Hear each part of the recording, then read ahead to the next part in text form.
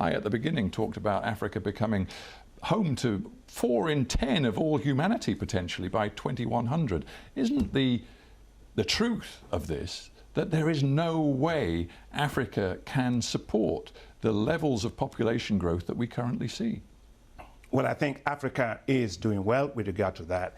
3 things I want to say. First is education matters. You know, with 477 million people under the age of 35, and the kind of thing sometimes I see migrations to Mediterranean and all of that. That breaks my heart, of course. But here is it's actually increasing. But yeah, exactly.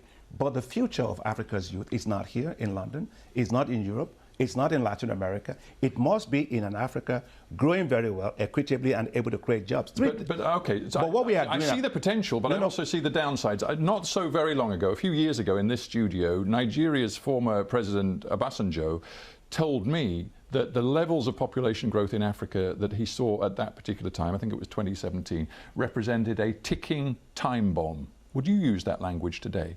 I wouldn't use that term. You know, I don't disagree with him. I just think we need to grow much faster to be able to turn that demographic dividend into an economic dividend. And if you allow me just to make that point, that is why, for example, isn't it odd, Stephen, that we have a continent with that amount of people? We don't have financial institutions for young people.